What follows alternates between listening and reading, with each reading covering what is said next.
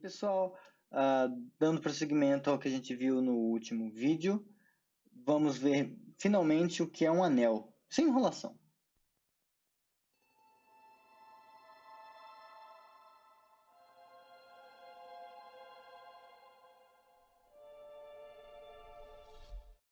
Então, pessoal, um anel é simplesmente um conjunto não vazio, então é preciso que existam habitantes nesse conjunto para que a gente opere com eles, senão não tem graça.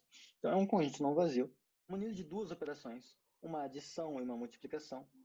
Por enquanto, a gente vai denotar com esse símbolo diferente a adição e multiplicação, só que no futuro isso aqui vai ser simplesmente um sinal de mais, isso aqui vai ser simplesmente o pontinho da multiplicação. Tá? Mas a gente chega lá. Essas operações têm que satisfazer essas condições aqui. Se elas fizerem isso aqui, então você tem um anel em mãos.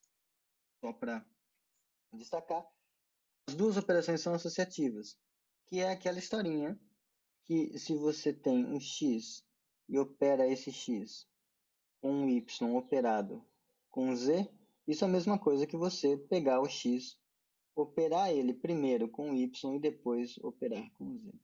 Por que que eu coloquei esse asterisco, esse símbolo aqui? Porque é esse padrão para essas duas. Além disso, a operação de adição ela precisa ser comutativa, então não importa a ordem com que você opera, o resultado é o mesmo. Tem elemento neutro, esse elemento neutro é o que a gente chama de zero do anel, aí a gente pendura esse azinho aqui. Lá, quando a gente se acostumar mais com essas coisas, a gente não vai mais pendurar esse azinho, é só por enquanto. Todo elemento do anel admite um inverso com respeito à adição, que é o que lá na frente a gente vai chamar de menos o elemento. Então, se aqui você tem o A, esse B que faz isso, que é o inverso dele, é o que a gente vai chamar de menos A. Mas a gente vai chegar nessa parte, não se preocupe. Além disso, essas duas operações, elas conversam entre si. A soma que existe no anel e o produto que existe no anel, os dois conversam entre si. Como é essa conversa? Como a gente se dá conta dessa conversa?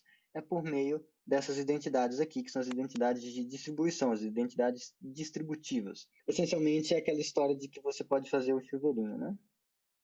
Esse carinha aqui é a mesma coisa que você fazer esse vezes esse, mais esse vezes esse. E também vale na outra direção. Essa definição é geral demais para o nosso curso. Anéis dessa forma são muito mais complicados de se trabalhar do que com os anéis que a gente vai se encontrar na disciplina de Álgebra 2. O que eu quero dizer? Aqui eu não fiz nenhuma exigência a mais com respeito à multiplicação. Eu não pedi, por exemplo, que a multiplicação fosse comutativa. Então, é sinal de que, bom, se a multiplicação for comutativa, no caso, além de tudo, a multiplicação é comutativa, a gente diz que o anel é um anel comutativo. Outra condição que a gente também vai exigir é a existência de elemento neutro da multiplicação. Tá? Aqui. Então, se existe um elemento neutro da multiplicação, a gente vai dizer que o anel é um anel com unidade. Tá? Essa unidade, em geral, ela é denotada assim, 1 de A. Assim como o que acontece com o zero de A, lá na frente a gente vai abandonar esse Azinho e vai só escrever 1 para indicar o 1 do anel. Neste curso, o que a gente mais vai se importar são com os anéis comutativos e com unidade.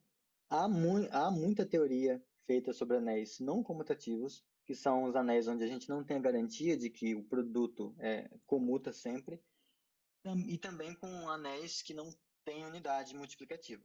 Acontece que em muitas aplicações de álgebra elementar, digamos assim, do que a gente vê na graduação, esses caras aqui bastam para muita coisa, os anéis comutativos de comunidade.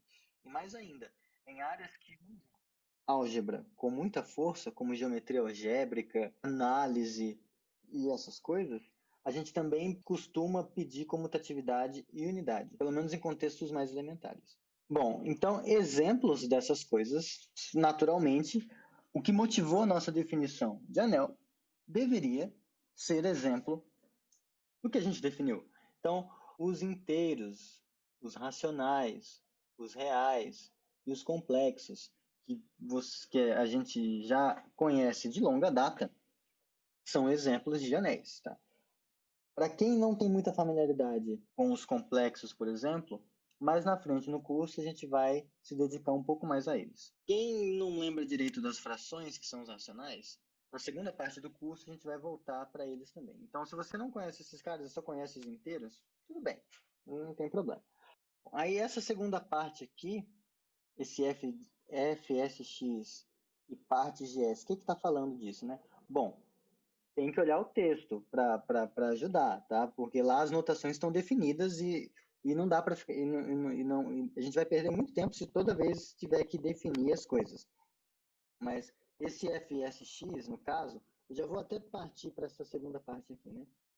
Se você tem F, SA, onde A é um anel, isso aqui é o conjunto de todas as Fs, tais que F de S em A é função. Tá? Isso foi definido no texto, tá? Aqui tá certinho dito, esse print é do texto, tá?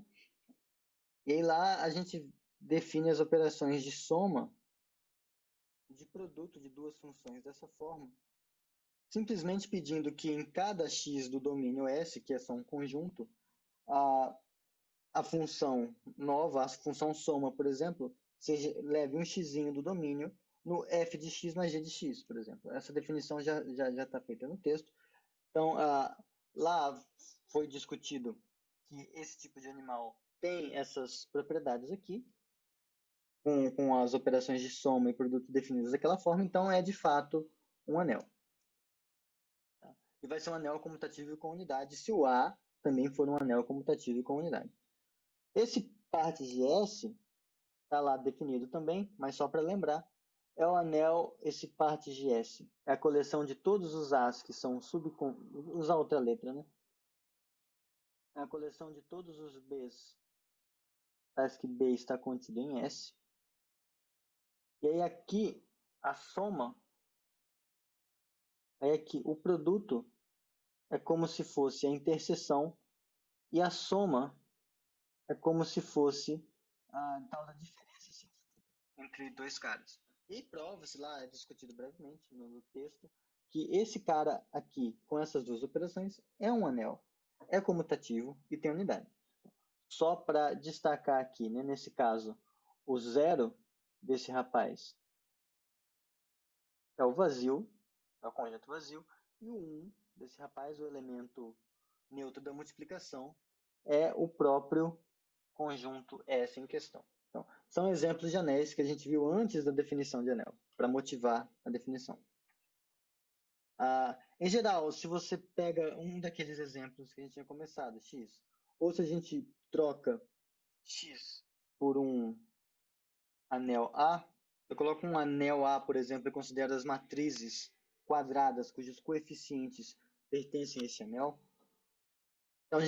Então, o conjunto dessas matrizes vai ser um anel, com a operação de soma sendo a soma de matrizes e a operação de multiplicação sendo a multiplicação de matrizes. Em particular, a multiplicação, ela, em geral, não é comutativa, tá? Deixa aí para vocês pensarem em quais situações, para qual tipo de anel você consegue garantir que a multiplicação de matrizes é comutativa se a ordem das matrizes for maior ou igual que 2, tá? Não são casos muito interessantes de anéis. Isso já deixa essa dica. Aqui um exemplo patológico de anel sem unidade, tá? Pra vocês verem que isso pode acontecer. Mas aqui eu destaquei que ele é patológico porque ele não tem muito a ver. Nesse curso vai ser melhor ver ele como outro tipo de estrutura, que a gente vai chegar lá. Mas isso é um exemplo que tem até numa das referências oficiais, mas enfim. Então a gente considera o conjunto aqui chamado de 2e dos múltiplos de 2. E aí, bom, observa que se a gente pega dois múltiplos de 2, um 2x e um 2y, por exemplo, e a gente soma esses dois caras, isso ainda é um múltiplo de 2. Você deixa 2 em evidência. É um múltiplo de 2. Se você multiplica eles, também vai ser um múltiplo de 2. Então, a gente está aí com a faca e queijo na mão para definir definir uma operação nesse cara aqui. Definir uma operação nesse cara aqui, como? Um jeito de fazer é assim. A soma de dois múltiplos vai ser a soma usual nos números inteiros, e aí vai ser isso aqui. E o produto vai ser o produto usual. E aqui eu só destaquei esse 2 para deixar claro que a imagem disso está caindo onde deveria. Então a gente obtém assim operações que saem 2z, cartesiano 2z, e chegam em 2z. Então, tá ótimo, é uma operação. E aí, o fato de que Z já é um anel garante para a gente que essas coisas aqui vão ter todas aquelas propriedades de ser um anel. Vocês podem checar isso aí no conforto e privacidade do lar de vocês, tá legal? Só que não há unidade, não há um elemento neutro da multiplicação, porque se houvesse, digamos que fosse digamos que fosse esse cara aqui, digamos que existisse um epsilon que pertence a 2z, tal que 2x vezes epsilon é igual a 2x para todo x que pertence a z, tá? Isso aqui porque eu chamei de epsilon, porque é só um cara diferente, tá? Que ele precisa pertencer a 2z, então ele vai ser um múltiplo de 2, mas a gente chega lá. E para ser elemento neutro da multiplicação, isso aqui tem que acontecer para todo mundo. Só que veja, dessa identidade aqui, a gente conclui essa, tá? Subtraindo 2x dos dois lados. Então passa 2x para cá e depois deixa 2x em evidência, fica um negócio assim. Tá? Aqui a gente está em z, a gente pode brincar como a gente quiser aqui. E isso aqui diz para gente que ou x e daí x é igual a zero, ou epsilon menos 1 é igual a zero, e daí epsilon é igual a 1. Legal. Qual o problema? Mas o problema é que o 1 não pertence a 2z. O 1 não é um múltiplo de 2 nos inteiros. Então, esse cara não tem unidade. Por que eu chamei esse exemplo de patológico? Acho que é o Gonçalves que dá esse exemplo. Porque, para a gente, vai ser mais interessante ver esse tipo de coisa como um tipo de objeto que se chama ideal. Tá? O nome do objeto é ideal. A gente vai chegar lá. Para quem trabalha com anéis sem unidade, tudo bem pensar nesse cara como anel, mas para ele não tem graça. No texto, tem mais um exemplo, usando umas noçõezinhas simples de cálculo e limite para dar um exemplo menos artificial de anel sem unidade, tá? E na lista de exercícios do capítulo, tem um ou dois exercícios que tratam sobre você pegar conjuntos e atribuir a eles operações artificiais e verificar que elas são ou não anel, tá?